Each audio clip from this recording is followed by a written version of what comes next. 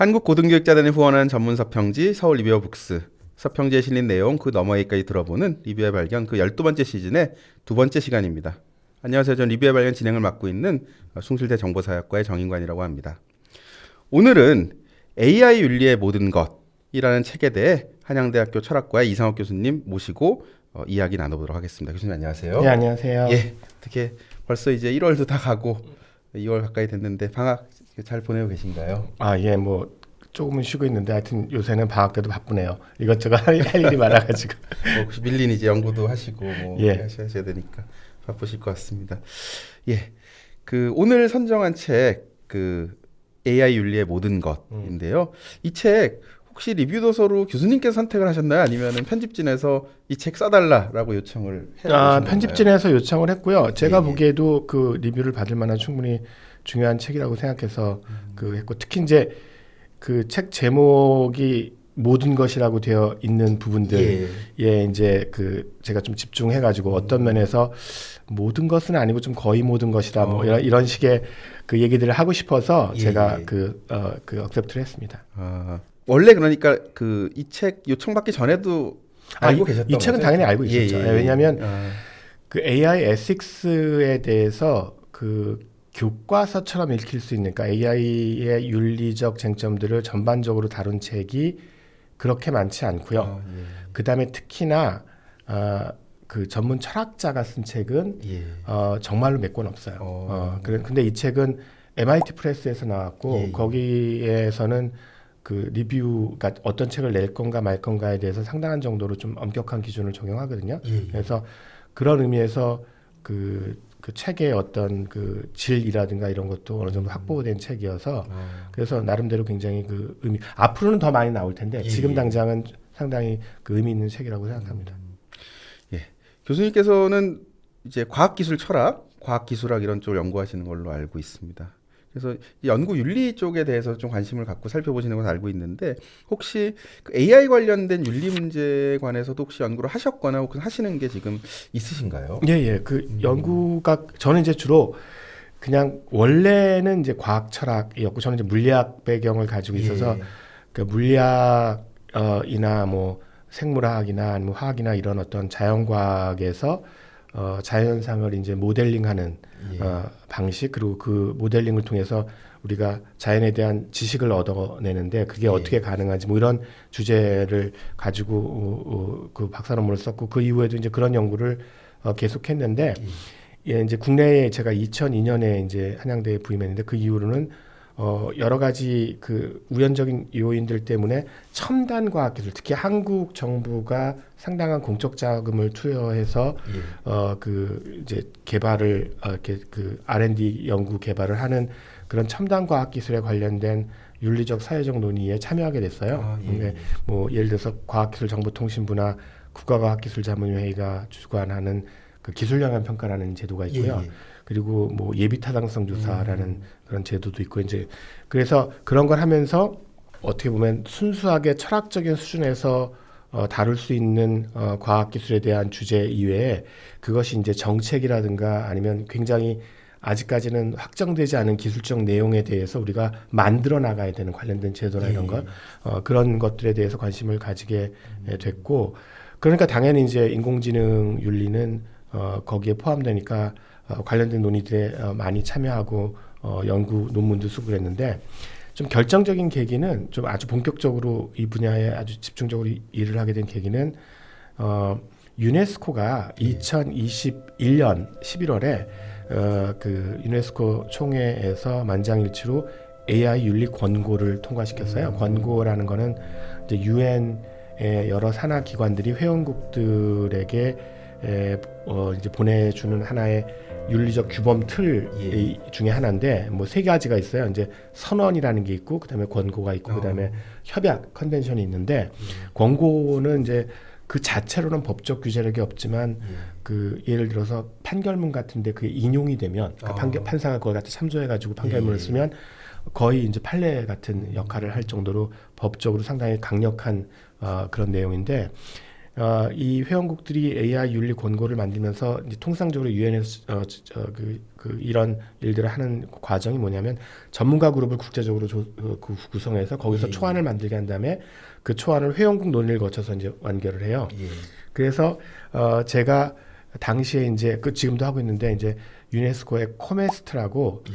세계과학기술윤리위원회 위원을 2018년부터 하고 있었는데 예. 거기에서 몇 명이 이 AI 윤리 권고를 만드는 초안을 만드는 그런 작업반에 워킹 그룹에 이제 소속이 됐고 제가 거기서 이제 참여를 해서 그걸 만들면서 굉장히 꼼꼼하게 예. 그 사안들을 들여다볼 수 있었고 그 이후로 이제 AI가 워낙 지금 대세로 떠오르면서 예. 관련된 쟁점이나 이런 것들이 굉장히 많아지면서 저도 계속 흥미롭게 지켜보면서 연구를 하고 있습니다. 어떻게 보면 현장 전문가시네요. 앞으로 하실 일이 많을 것 같습니다. 예.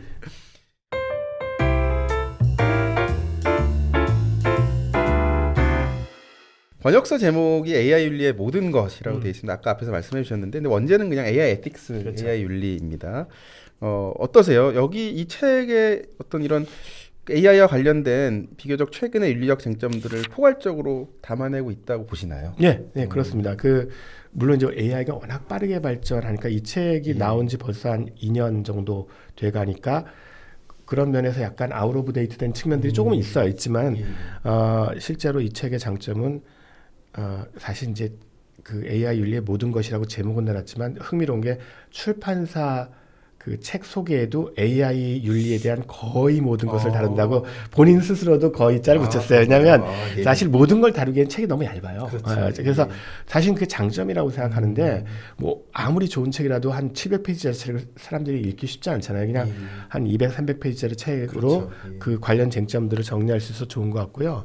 책 내용이 한 세 부분으로 이루어져 있는데 아까 말씀하신 그런 측면에서 세 부분이 굉장히 잘 구성되어 있다고 생각합니다. 첫 번째는 뭐냐면 AI 윤리에 대해서 최근에 그 여러 국제 단체나 뭐 EU, 그다음에 OECD, 그다음에 아까 말씀드린 유네스코, 그다음에 미국의 백악관 이렇게 굉장히 중요한 그런 국제 기구들이나 국가들이 윤리와 관련된 원칙들을 발표하고 있는데 그것들을 이렇게 좀 소개를 하면서 실제로 드러나고 있는 어떤 쟁점들, 그래서 뭐 그 편향의 문제라든가 뭐 투명성 이런 것들을 이렇게 개관을 하는 부분이 이제 첫 부분이고요. 첫 한 3챕터 정도가 거기에 해당되는데 세너 챕터가 그리고 나서 이 책의 제가 보기엔 장점인데 사실 이런 주제들은 이미 신문 방송에서도 많이 다루고 관련돼서 이제 책도 꽤 나와 있잖아요. 그렇죠.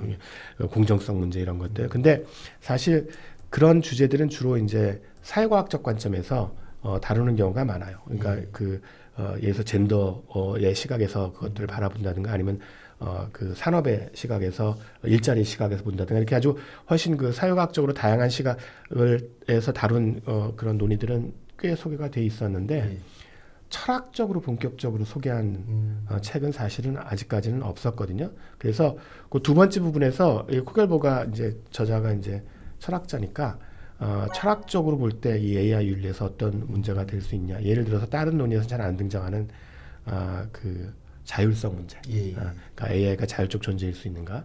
그리고 도덕적 책임을 질 수 있는 존재인가? 이런 문제 약간 추상적이지만 사실은 그게 앞서 첫 번째 부분에서 소개한 내용과 어떻게 관련되는지를 이제 좀 다뤘다는 점에서 의의가 있고요. 마지막에 이제 그 제도적인 측면들을 다룰 때도 AI 윤리와 관련해서 발생하는 여러 가지 쟁점들을 원리적 수준에서만 다루는 게 아니라 그 원리가 보여주고 있는 그런 사회적 그 결과, 그 결과들이 어떻게 제도적으로 우리가 그걸 방지하거나 거기에 대한 대응책을 마련할 수 있는가 이런 부분까지 함께 다루고 있다는 측면에서 그 책 자체가 굉장히 유용한 책이라고 할 수 있습니다. 원전은 미국에서 이제 2020년도에 출간이 되었더라고요. 사실 어떻게 보면 굉장히 최근인 거거든요. 그렇죠. 우리가 보통 이렇게 번역이 이제 그리고 나서 한 2년 정도 지나고 나서 이제 번역이 되었고요. 2, 3년 지나고 나서. 근데 이제 사실 이게 대부분의 경우에는 그 정도 되면 굉장히 최근의 논의인데 아까 말씀하신 것처럼 인공지능 발전이 굉장히 빨라서 그렇죠. 우리가 2020년도만 해도 지금 우리가 사용하고 있는 많은 기술을 대표적으로 챗GPT 같은 경우도 이렇게 상상할 수 없을 만큼 지금 되게 좀 많이 발전이 된 것 같아요. 예. 그러다 보니까 이 책에서 저자는 이제 그 당시 아마 이 책을 썼을 때는 아마 그러니까 쓰던 시점은 뭐 2019년 뭐 이때 정도였을 것 같은데 그 강인공지능은 굉장히 뭐 먼 훗날의 얘기이거나 예, 아니면 예. 지금 당장 우리가 주목할 게 아니고 오히려 이제 약인공지능이라고 하는 약한 인공지능에 관련해 집중을 하고 있습니다. 근데 말씀드렸던 것처럼 챗GPT 발전이나 뭐 이런 것들을 보면은 우리가 이제 뭐 한국에도 번역돼 있죠. 특이점이 온다라고 커즈와이리슨 거기서 보면 특이점은 뭐 2045년 정도로 보고 있는 것 같은데 이런 특이점 결국 이제 인간이 자신이 어떻게 보면은 이용하는 기술에 대한 이해를 거의 완전히 포기해버리고 이제 기술적으로 워낙 복잡하고 빠르기 때문에 이제 그런 시점이 이 저자가 이 책에서 보고 있는 것보다는 도래할 가능성이 조금 높아진 게 아닐까요? 어떻게 보시나요? 그 말씀이 일리가 있어요. 왜냐하면 전 세계에서 이제 인공지능 연구자들을 대상으로 설문조사를 매년 진행하거든요. 예. 이제 그 인공지능 연구자들 학회에서 예. 그러면 전반적으로 지금 말씀하신 것처럼 특히 생성형 인공지능의 굉장히 놀라운 성과들 때문에 이 강인공지능 이 등장할 시점을 요즘에 이제 강인공지능이라는 표현보다는 AGI 이제 범용 인공지능이라는 표현들을 더 선호하는데 두 개가 약간 다르긴 해요 철학적으로. 근데 그 범용 인공지능의 이 도래할 시점이나 그거의 가능성에 대해서 전공자들이 훨씬 더 그 약간 당겨보고 있는 건 사실입니다. 근데 이제 그럼에도 불구하고 그 전공자들 사이에서도 의견 차이가 여전히 상당히 크게 있고 커즈와이를 비롯한 이런 특이점주의자들의 그 주장은 약간 극단인 거는 분명해요. 아직까지도. 근데 이제 그런 면에서 볼 때 그 이 책에서 제시하는 강인공지능의 그 가능성에 대한 평가는 대체적으로는 그 약간 아웃 오브 데이트된 측면이 있지만 대체적으로 맞다고 볼 수 있는데 단 이제 제가 그 이 서평에서도 되게 강조했던 건 뭐냐면 이게 기술적인 문제인가 원리적인 문제인가의 그 판단이에요. 그러니까 예를 들어서 이게 기술적으로 굉장히 어려운 문제다. 그래서 이걸 극복해서 범용 인공지능을 만들기 위해서 시간이 많이 걸린다. 이 부분에 대해서는 사실은 많은 인공지능 학자가 동의하고 있거든요. 그렇지만 그게 이 책의 저자가 주장하는 것처럼 원리적으로 불가능하냐. 거기에 대해서는 사실은 동의하는 사람이 거의 없어요. 적어도 인공지능 연구자 중에. 그러니까 원리적으로 불가능한 이유를 찾기는 어렵다. 근데 물론 그 원리적으로 불가능한 이유들의 철학적 근거가 있는 건 사실이거든요. 이제 그렇게 주장하는 사람들은 뭐 간단하게 말씀드리면 그 인간의 의식적 경험이나 그 마음이 작동하는 방식이 계산으로 환원되지 않는다. 그 전제를 하면 사실은 원리적으로 그 쉽지 않다는 점을 논증할 수 있는데 그리고 대부분의 인공지능 연구자들은 이제 계산 환원주의라고 하는데 그걸 철학적으로 그런 계산 환원주의를 받아들이거든요. 그러니까 얼마나 빨리 될지에 대해서는 예측의 연도의 차이가 있지만 원칙적으로 뭐 예를 들어서 100년이 지나면 될 거냐? 그러면 거의 100%에 가까운 인공지능학자는 100년이 되면 된다고 생각해요. 그러니까 이제 거기서 이제 코켈버그가 어떻게 보면 현재 인공지능 학계의 일종의 콘센서스, 즉 뭐냐면 그게 이룩되는 시점에 대해서는 의견 차이가 상당히 있지만 적어도 인공지능 학자들은 그 원리적인 문제는 없을 거라고 본다는 점을 너무 좀 가볍게 그냥 이건 안 돼 하고 이렇게 좀 쳐버린 그 부분이 약간 좀 한계나 문제점이라고 좀 보여집니다. 그럼 결국은 뭐 이 책에서도 그런 논의들이 소개가 되는데 인간의 마음이라고 하는 게 결국은 뭐 굳이 그렇게 뭐 기계가 다를 게 없다라고 하는 입장이 어떻게 보면 오히려 더 힘을 얻고 있다라고 볼 수도 그렇죠. 있겠네요. 그러니까 그게 철학적으로는 논쟁적인데 당연히 그렇지 않다고 생각하는 주장이 있는데 근데 인공지능 연구자들 사이에서는 사실은 그런 계산 환원주의가 어떻게 보면 그 학계의 용어로는 작업 가설이에요. 그러니까 맞는지 틀린지는 논쟁적일 수 있지만 우리 학문을 하는 데는 일단은 게 맞다고 생각하고 그 다음에 이후에 학술적 논의를 하는 거죠. 관련해서 혹시 챗 GPT 뭐 사용하실 것 같아요? 사용하시나요? 저는 그렇게 많이 사용을 안 해요. 왜냐하면 그게 뭔가 이제 철학적으로 흥미있는 사례들이 나오는 게 중요하잖아요. 저한테는. 근데 이제 그런 사례들을 만들어내려면 정말 오랜 시간 동안 그걸 막 이렇게도 써보고 이렇게 저는 그럴 바에는 차라리 그런 사례들을 웹상에서 수집해가지고 그걸 가지고 생각하는 데 시간을 쓰기 때문에 그렇게 많이 쓰지 않아요. 요즘 보면 그 프롬프트라고 하나요? 그거 이제 얼마 전에 어떤 그 정부 기관에서 나온 노동 관련된 기관에서 나온 어떤 그 레포트를 봤는데 거기 보니까 굉장히 긴 분량을 챗GPT한테 물어보더라고요. 관련해서 뭐 한국 예를 들어서 미래 뭐 복지가 어떻게 될 것 같아부터 시작을 해서 그걸 가지고 이제 쓴 걸 보고 아 이제는 사람들이 점점 프롬프트를 어떻게 만드느냐가 되게 중요하다. 질문을 어떻게 하느냐. 그게 이제 어떻게 보면 앞으로 교육의 또 중심이 될 거라고 믿는 사람들도 있고 이런 것 같은데 그래서 저도 궁금해서 여쭤봤습니다. 저도 그래서 이걸 해야 되나 말아야 되나 하다 최근에 이제 유료로 제가 가입을 해놓고 막상 안 쓰고 있습니다. 유료 가입하고서 다음 날인가 기사가 나왔는데 쓸데없는 질문 한 번 할 때마다 지구의 온도를 오릅니다. 맞아요. 그래가지고 맞아요. 제가 한 달 동안에 질문 한 개가 들어밖에 안 한 것 같아요. 그러니까 쓸데없는 질문은 아니고요. 예를 들어서 구글 검색에 물어봐도 알 수 있는 거, 예. 대한민국 수도가 어디냐 이런 거 예, 물어보면 그거는 이제 지금 약간의 왜냐면 정확한 자료는 그쪽에서 공개를 안 하기 때문에 결국은 다 추정치인데 대충 구글 검색으로 할 때보다 GPT 같은 생성형 인공지능에게 그렇게 트리비얼한 질문을 할 때 5배 정도 에너지를 더 쓴다고 하거든요. 그러니까 확실히 기후위기 상황에서 좀 사실은 할 일은 아닌 것 같아요. 그러니까 저도 되게 제가 그렇게까지 구글한테 물어보지 않고 얘한테만 물어봐야 되는 그렇게 중요한 질문을 하고 하면서 사는가라는 그런 되게 성찰적인 네. 그래서 지금 딱 2개 물어보고 오늘 보니까 32,000원이가 결제됐더라고요. 아, 잘하네.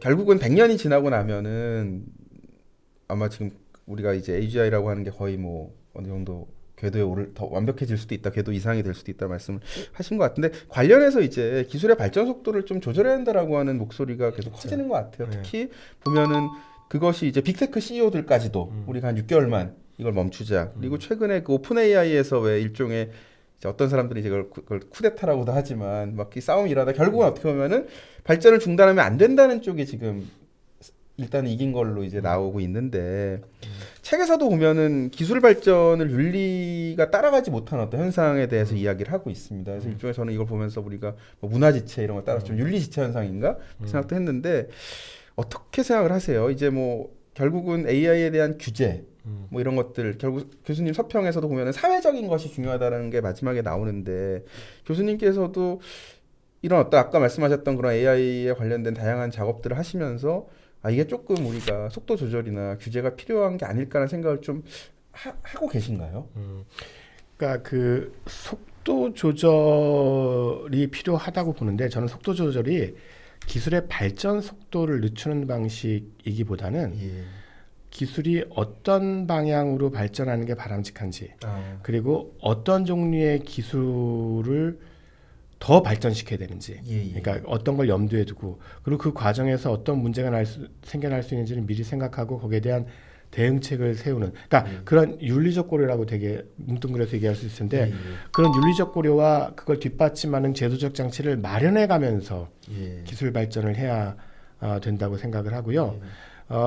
그 문제에 있어서는 사실은 상당히 많은 사람들이 의견을 같이 하고 있습니다. 사실 그 샘 알트만 오픈 AI 창업자의 해고와 그 다음에 다시 복직 과정에서 사람들이 놓치고 있는 게 뭐냐면 그 오픈 AI라는 그 일종의 뭐 스타트업으로 봐도 좋지만 일종의 사회적 기업으로 보는 게 더 정확한데 그 기업의 설립 취지가 되게 독특해요. 지금 우리 논의에서 되게 그 중요한데 세이프 AGI를 만드는 거예요. 그러니까 무슨 말이냐면 그 목적 자체가 보편 인공지능, 범용 인공지능을 만드는 거예요. 근데 그거를 가만히 있어도 자기들이 노력 안 해도 어차피 다른 기업에서 범용 인공지능을 만들 텐데 그 범용 인공지능을 안전하게 만들자. 왜? 다른 데서는 그 금전적 이득이나 이윤 추구에 압도당해가지고 그냥 굉장히 위험한 방식으로 그러니까 그게 뭐 극단적으로는 터미네이터 시나리오가 될 수 있는 거죠. 그러니까 그렇게까지는 아니어도 어쨌든 사람들한테 굉장히 많은 피해를 주고 인권을 훼손시키고 하여튼 바람직하지 않은 방식으로 만들어질 가능성이 높으니까 왜냐하면 이윤 추구만 하다 보면 그러니까 그 AGI를 우리가 잘 통제할 수 있고 안전하고 그 신뢰 가능하고 이렇게 만들자는 취지로 만든 기업이에요. 그래서 그 기업에서 샘 알트만을 해고할 수 있었던 이유가 그 이사회는 거기에 금전적 이해관계가 없는 사람들로 구성되어 있고 그냥 자기들이 생각하기에 그 이런 원래 회사의 설립 취지와 어긋난다고 생각하면 해고할 수 있는 그 권한을 가지고 있어요 원래 거기가. 그리고 제일 또 재밌는 게 마이크로소프트가 오픈 AI에 엄청난 돈을 지원했잖아요. 지금도 계속 지원하고 있고.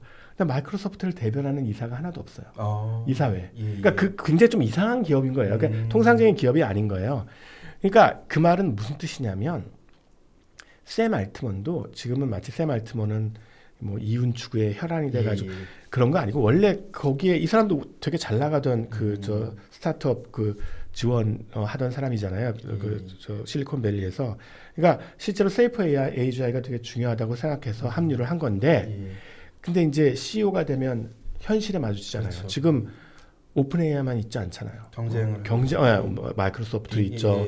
그 다음에 구글 있죠. 그 다음에 앤스로픽이라고 역시 또 거기서 뛰쳐나온 사람들, 구글에서 뛰쳐나온 사람. 그러니까 지금 굉장히 실력 좋은 경쟁자들이 있는데 이 사람들한테 밀리면은 또 AGI 개발에서 밀리는 거고. 그렇죠.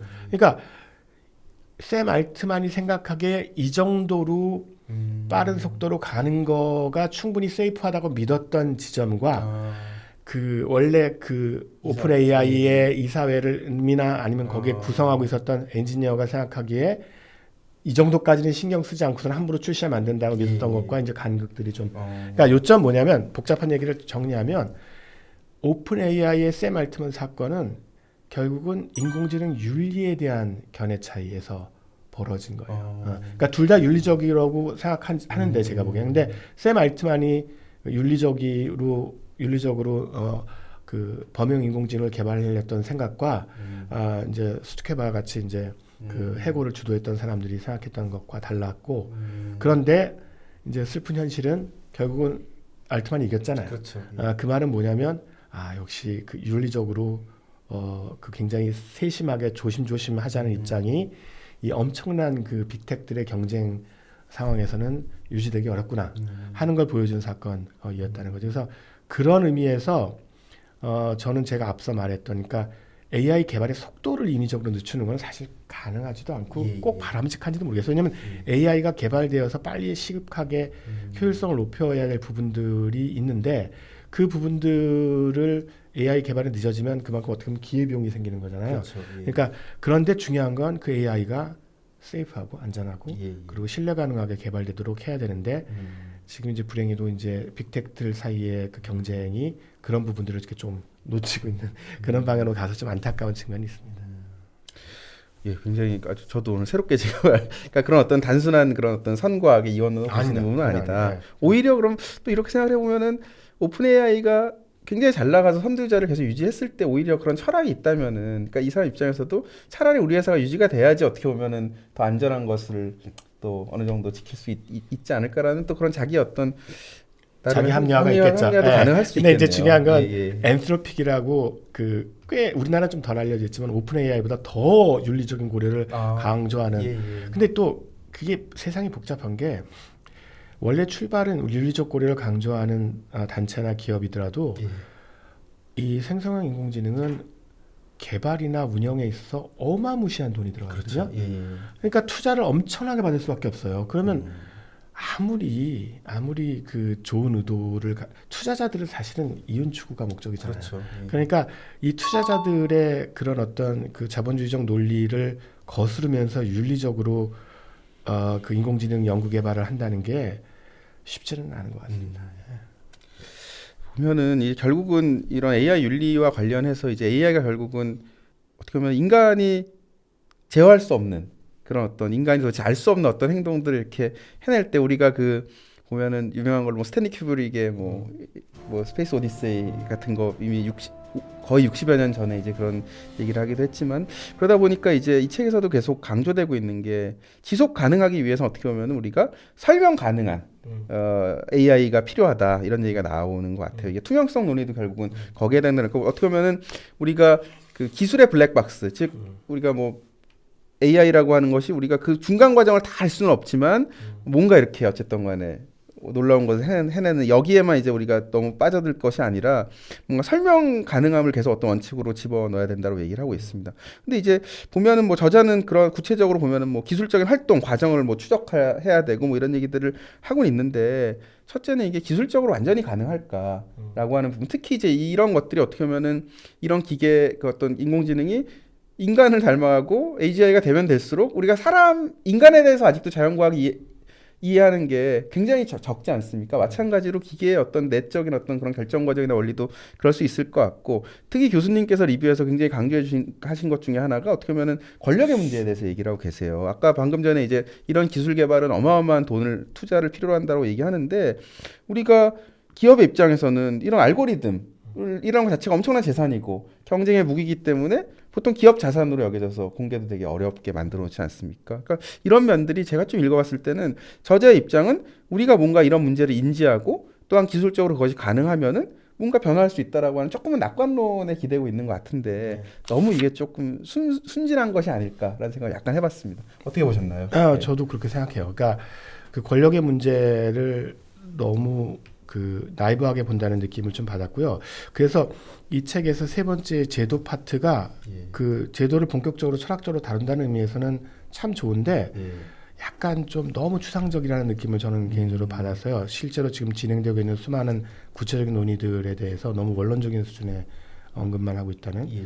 좀 이제 구체적으로 말씀을 드리면 이 설명 가능성과 관련해서 그 많은 사람들이 혼동하는 두 개념이 있는데, 저는 설명 가능성보다 이 다른 개념, 책무성이라고 흔히 번역하는 개념이 더 중요하다고 생각하거든요. 그 이유를 잠깐 말씀드려 볼게요.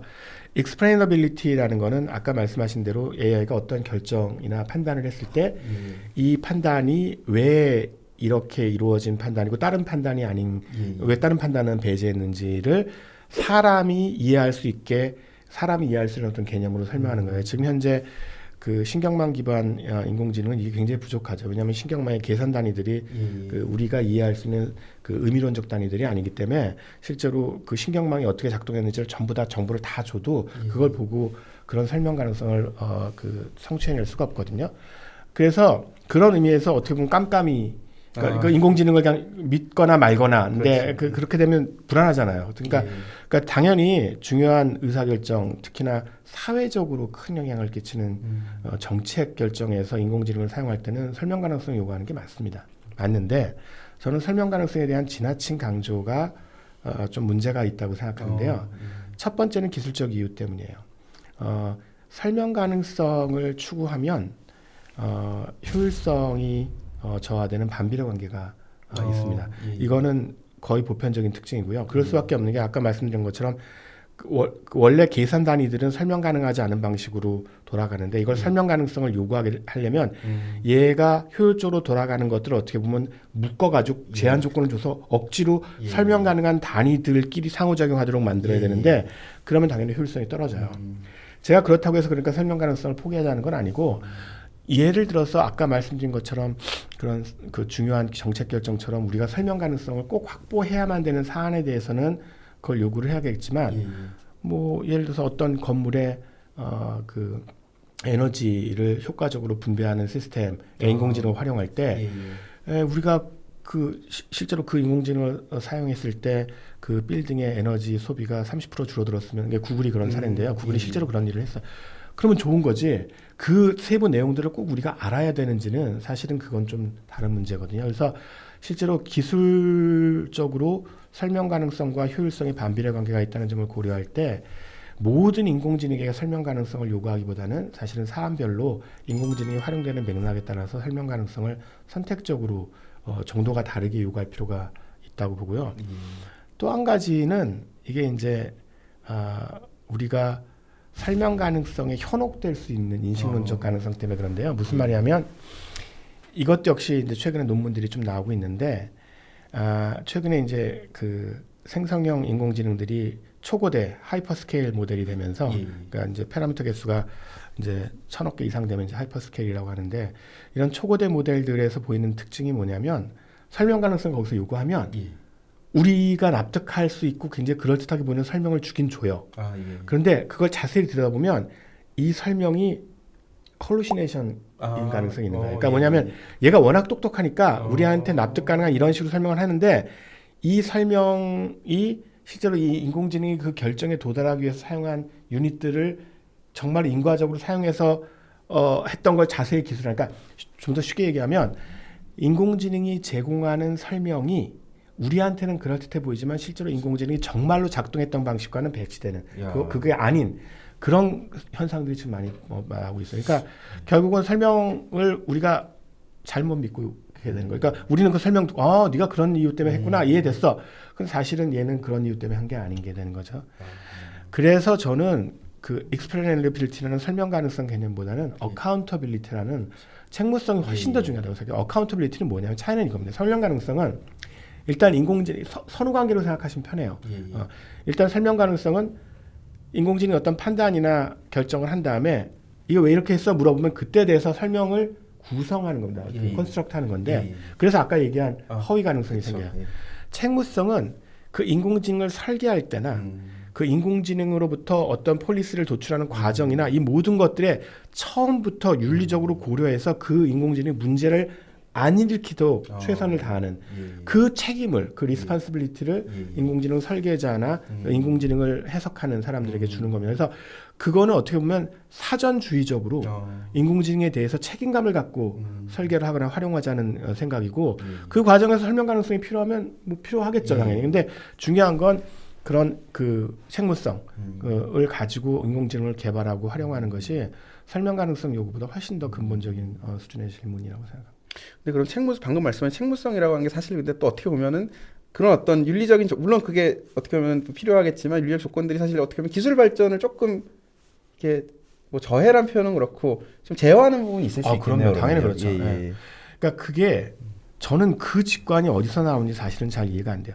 기술 발전이 왜 좋은 거예요? 그러면 당연히 좋죠. 나쁘다는 뜻이 아니라 좋은 이유를 따져보시면 그건 뭐 유네스코 그 윤리 권고에도 나와 있고 OECD 그러니까 AI 윤리와 관련된 모든 국제적인 문건에 다 나와 있는데 인류 복지에 도움이 되기 때문이죠.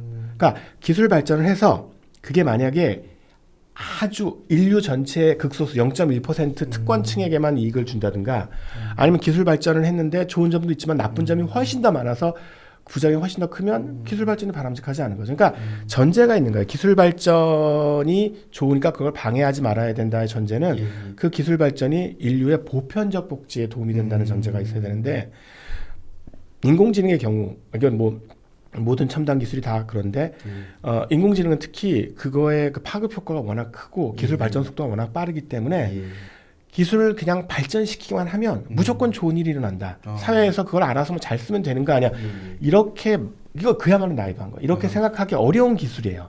그러니까 기술 발전을 방해하거나 발목을 잡는다고 생각하지 말고 이 기술 발전의 원래 목적인 인류의 보편적 복지를 더 잘 달성하기 위해서는 어떻게 기술을 그렇게 책임감 있게 그리고 해명 가능하게 그 책무성 있게 개발해야 될지 신뢰 가능하게 그런 식으로 윤리적 고려를 생각을 해야 되고 제가 되게 좋아하는 표현이 UN 문서에도 많이 나오는 건데 ethics as enabler라는 표현이 있어요. 네. 그러니까 ethics는 윤리적 고려는 마치 그 기술 하시는 분들 중에서는 이게 뭔가 발목을 잡는 야 이거 기술 발전하지 마 이건 문제가 있으니까 하지 마라고 방해해 놓는 거라고 생각하는데 사실은 기술의 발전 역사를 전 이제 기술사 공부도 연구도 꽤 했으니까 전혀 사실이 아니거든요. 정말로 보편적으로 인류에게 굉장히 큰 영향을 끼쳤던 기술들 대표적인 게 수도.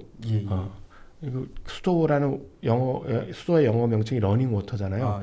진짜 황당한 얘기거든요. 그 뭐냐면 물이 달려오는 거예요. 그걸 지금은 아무도 이해를 못 하실 텐데 물은 예전에부터 엄청나게 그 얻기 어려운 자원이었어요. 그 지금도 아프리카나 이런 저개발국에서는 물 하나 얻기 위해서 1년에 하루에 10시간씩 투자해요. 근데 수도꼭지만 틀면 물이 달려오는 거예요.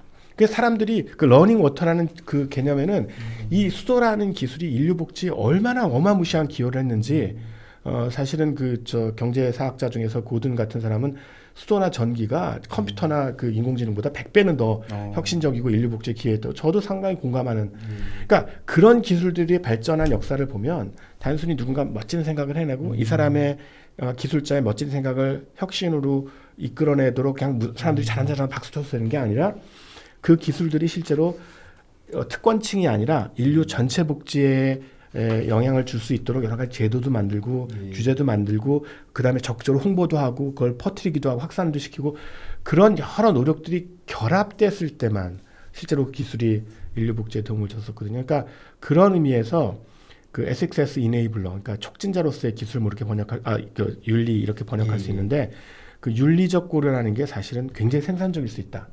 실제로 기술 발전을 적극적으로 그 증진시키는 그 원래 목적을 잘 달성할 수 있게 돕는 그런 어떤 역할을 할 수 있다는 점을 좀 강조드리고 싶습니다. 말씀드리면 굉장히 그 윤리라고 하는 게 이제 단순히 어떻게 보면은 그냥 원론적인 얘기만 하는 것이 아니고 실제로 뭔가 어떤 제도나 기술을 가능하게 해주는 이런 역할도 한다고 말씀을 하십니다.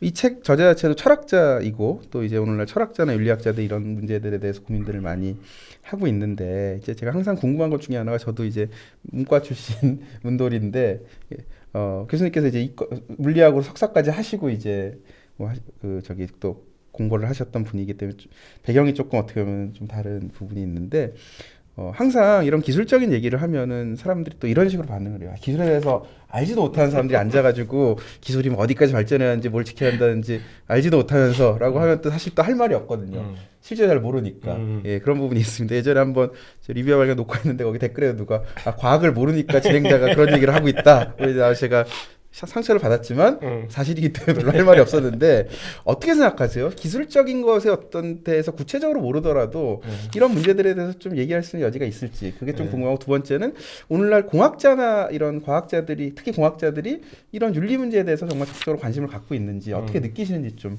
간략하게 말씀해 주시면 감사하겠습니다. 일단 첨단 과학 기술일수록 그 내용도 어렵고 복잡하기도 하지만 빨리 바뀌니까 실제로 그 기술의 발전 양상이나 지금 현재 기술 발전에서 뭐가 어떻게 보면 바틀렉 그러니까 뭔가 이후에 혁신을 이렇게 못하게 막 잡고 있는 건지 그런 걸 알고서 그것이 갖는 어떤 윤리적이거나 사회적인 시사점을 정확히 짚어내는 건 되게 중요합니다. 그러니까 그런 의미에서 관련 그런 논의들이나 기술적 내용들에 익숙한 건 되게 중요하고요. 근데 이제 중요한 포인트는 뭐냐면 그런 내용들을 알기 위해서 가령 지금 진행자 교수님께서까지 포함해서 모든 사람들이 뭐 인공지능 박사학위를 받아야 되는 건 아니라는 겁니다. 왜냐하면 이거 이제 과학 철학자로서 말씀드리는데 그 어떤 학문이든지 그 학문에서 이루어지고 있는 일들을 이해할 수 있기 위해서 필요한 전문성의 레벨과 그걸 이제 커뮤니커티브 엑스퍼티스라고 하는데요. 의사소통적 전문성이죠.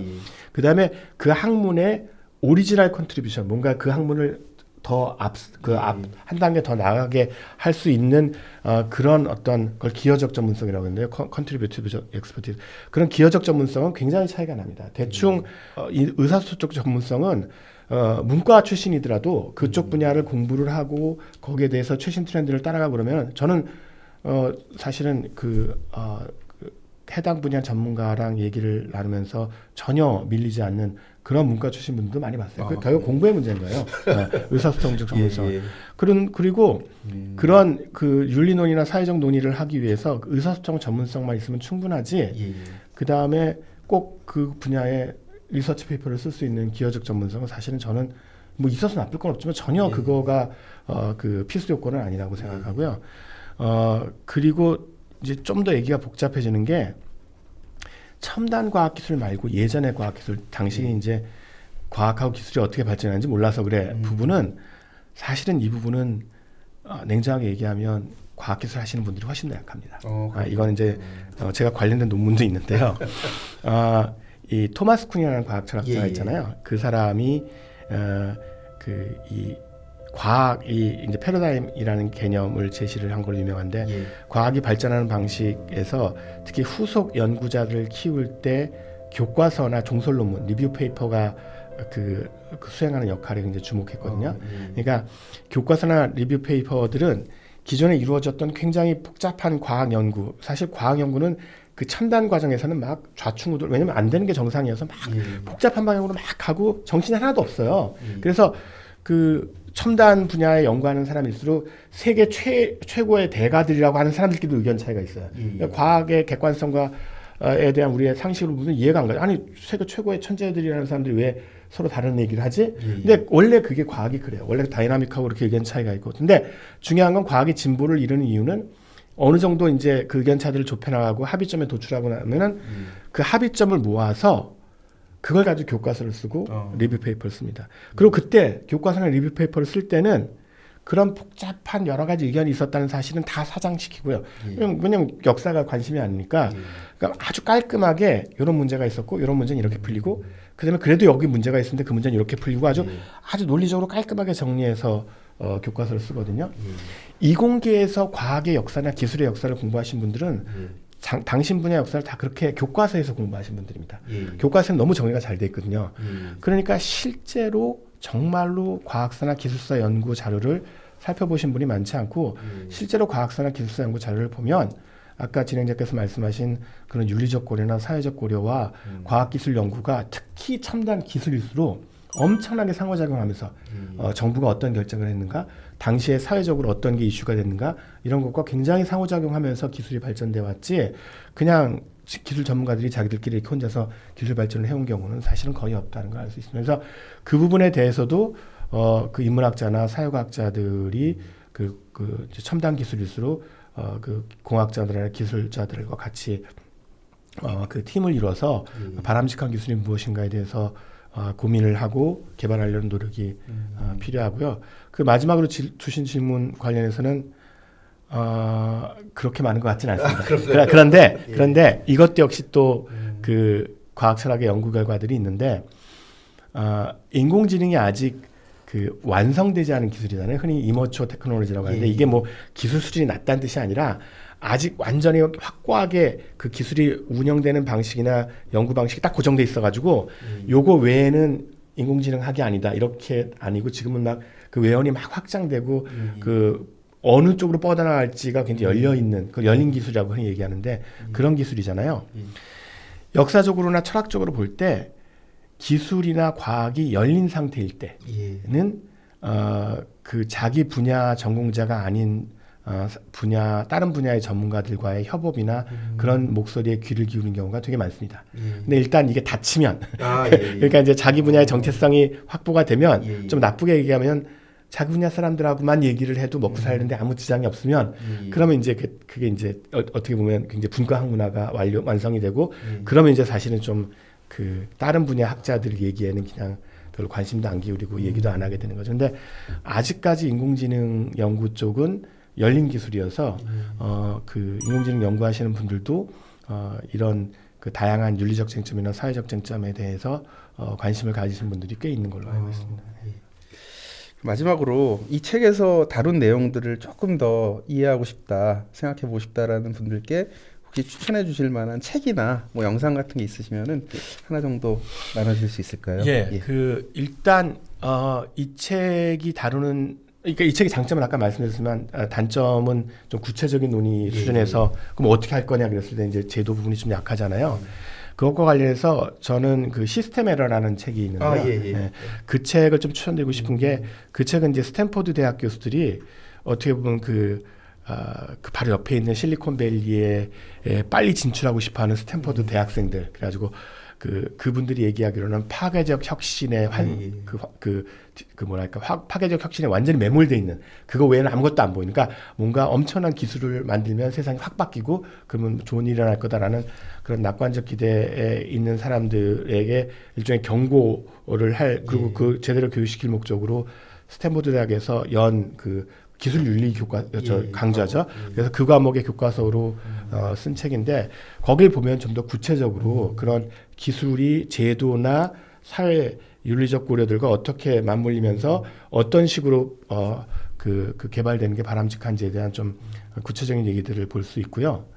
그리고 좀 더 백그라운드로 아까 제가 말씀드린 기술 발전이 그냥 아무런 제한 조건 없이 그냥 기술만 발전하면 인류의 보편 복지가 달성되는 게 아니라 사실은 역사적으로 볼 때 기술의 역사에서 보면 그런 여러 가지 그 사회적 고려나 그게 보편적으로 혜택을 주게 하기 위해서 여러 노력들이 제도적 노력들이 있었을 때만 실제로 그 혜택이 그 보편적으로 이루어졌고 그런 노력이 없었을 때는 기술 자체가 되게 혁신적이었음에도 불구하고 인류 복지 향상이 없었던 그런 사례들을 아주 자세하게 다룬 그런 책이 최근에 이제 우리나라에도 아마 번역이 됐을 텐데요. 이제 그 권력과 진보라는 책이 있습니다. 그래서 그 책이 약간 두껍긴 하지만 사실은 이 기술과 인류 복지 이의 관계에는 그 적극적인 노력이 기술 발전 외에 꼭 필요하다 하는 점을 그런 점에 관심 있는 분들에게는 적극 추천드립니다. 오늘 아주 알찬 저도 굉장히 많이 배운 것 같습니다. 예. 바쁘실 텐데 이렇게 자리해 주신 점 다시 한번 감사드립니다. 예, 네, 초청해 주셔서 감사합니다. 예. 지금 듣고 계신 리뷰의 발견은 한국고등교육재단에서 지원 및 제작되고 있고 2주에 한 번 금요일마다 여러분들 만나 뵙고 있습니다. 오늘 자리해 주신 이상욱 교수님 다시 한번 감사드립니다. 감사합니다.